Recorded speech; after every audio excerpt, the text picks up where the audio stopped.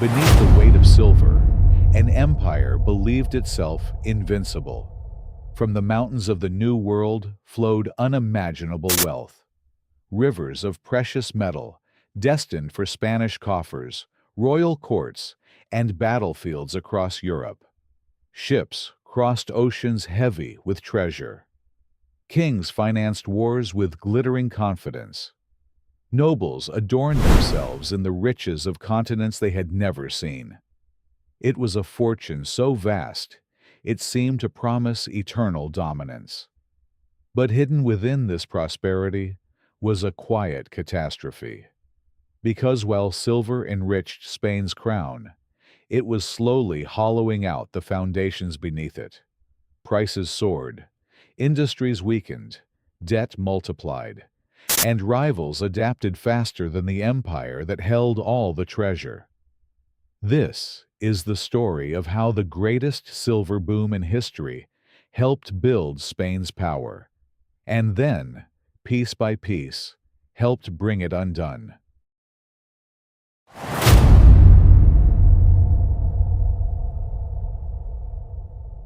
In the mid-16th century, Spain stood at the center of the known world. Its conquistadors had shattered the Aztec Empire in Mexico and toppled the Inca Empire in Peru, two of the most powerful civilizations in the Americas, in the span of a single generation. What followed was not just territorial conquest. It was an economic transformation that would reshape the entire planet. Because beneath those conquered lands lay something Spain had never imagined: silver. Enormous, almost incomprehensible quantities of it. The discovery of Cerro Rico in present-day Bolivia, a mountain so rich in ore that it became known simply as the mountain that eats men, changed everything. Tens of thousands of indigenous laborers, and later enslaved Africans, were forced into the mines under brutal conditions. The work was dangerous, the air thick with toxic dust, and the mortality staggering. But the silver kept coming. It was minted into coins and loaded onto heavily armed treasure fleets that crossed the Atlantic in annual convoys. For the Spanish crown, this metal was far more than currency. It was geopolitical fuel. It financed armies across Europe, maintained royal courts of breathtaking extravagance, funded the bureaucracy of a globe-spanning empire, and bankrolled religious campaigns the crown believed were divinely ordained. Spain appeared unstoppable, and for a time, it genuinely was.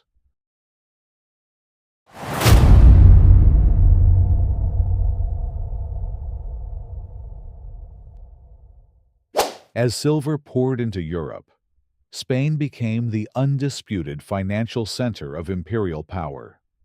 Treasure fleets arrived at the port of Seville, carrying tons of silver annually. The monarchy of Philip II, already ruler of Spain, Portugal, the Netherlands, and vast American territories, used this wealth to project force across the continent. Wars against Protestant powers, naval expansion, and the management of an empire stretching across 4 continents all depended on this seemingly endless metallic stream. But abundance created dangerous illusions. Because wealth seemed guaranteed by geography and conquest, Spain never felt the urgency to build anything else.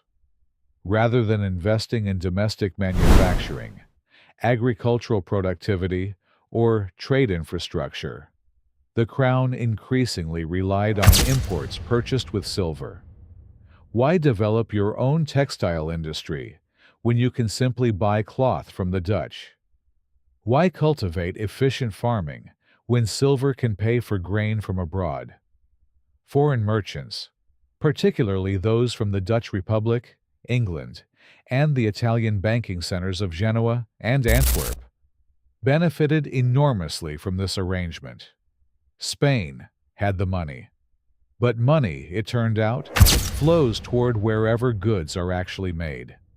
Treasure crossed oceans, only to flow right back out, financing the industries, institutions, and ambitions of Spain's future rivals. The empire's prosperity was becoming a mirage, brilliant on the surface, hollow underneath.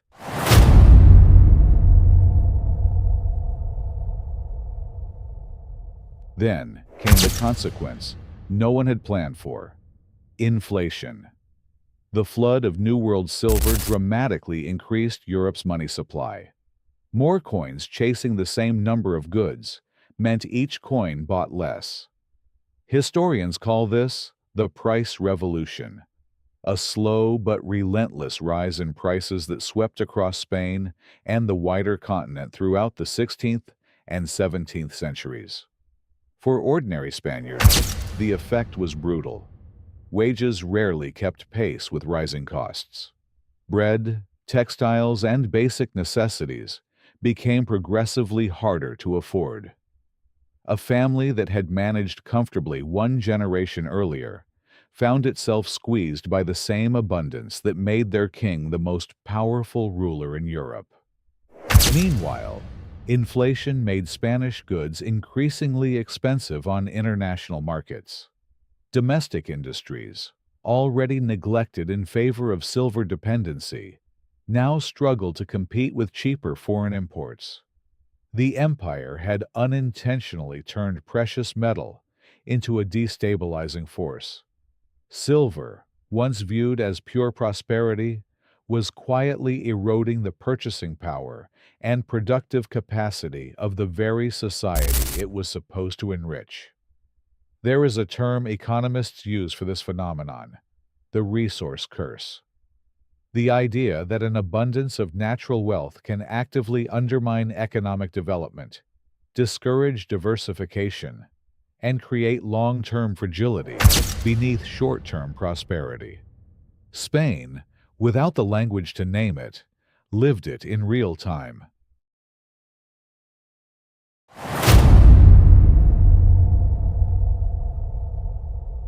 Here is where the story becomes truly remarkable and deeply contradictory. Despite controlling the largest silver supply in the world, Spain went bankrupt repeatedly. The crown of Philip II declared sovereign bankruptcy in 1557, 1560, 1575, and 1596. His successors would follow the same pattern in the 17th century. The richest empire in bullion could not stay solvent. How? The answer was overspending on a catastrophic scale.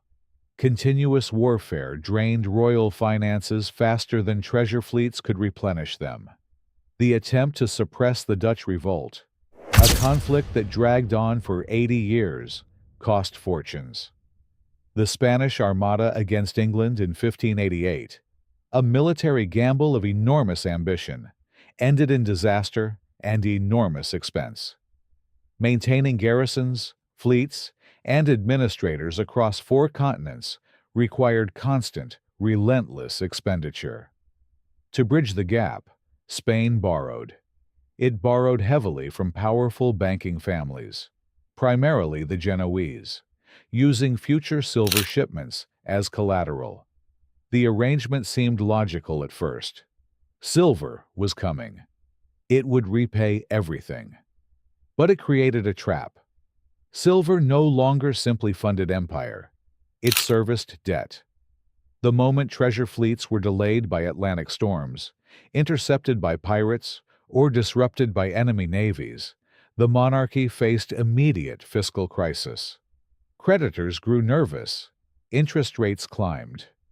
The empire found itself rich in assets and perpetually poor in liquidity. A great power that could not reliably pay its own soldiers. Wealth without discipline had transformed treasure into obligation.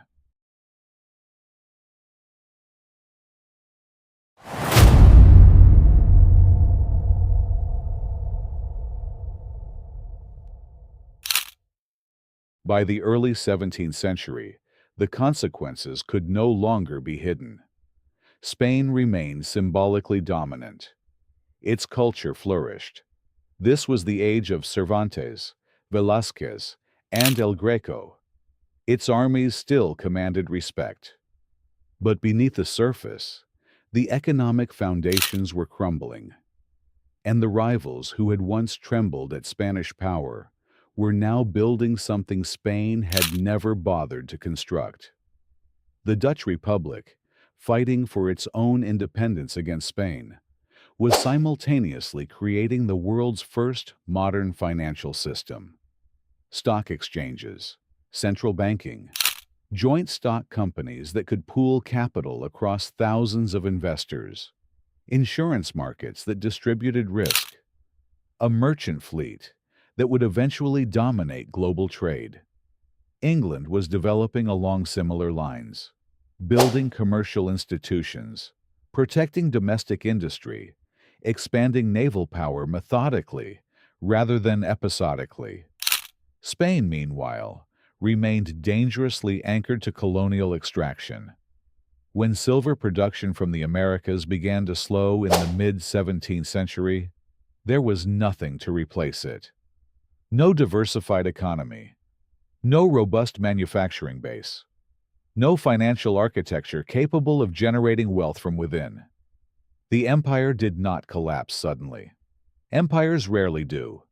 It contracted, slowly, unevenly, losing Portugal in 1640, failing to hold the Netherlands, watching its influence across Europe diminish decade by decade. Military defeats mounted. The treasury remained perpetually strained, and the silver that had once seemed like an infinite gift revealed itself, finally, for what it always was, a finite resource that had been spent before it was earned.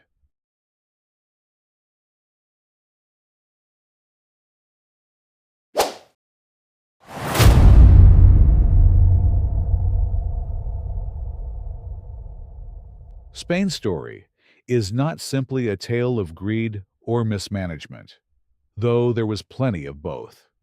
It is a story about a deeper trap, the seductive illusion that wealth in hand is the same as strength in structure, that possessing treasure means building prosperity, that what glitters must therefore endure. The silver of the New World gave Spain a century of genuine dominance. It funded real power, real art, real ambition, but it also masked the absence of the harder, quieter work, the institutions, the industries, the reforms that sustain empires across generations. The nations that outlasted Spain did not discover mountains of silver. They built systems, and systems, it turns out, outlast mountains. From mountains of silver rose an empire of brilliance, and within that same glittering abundance lay the quiet mathematics of decline.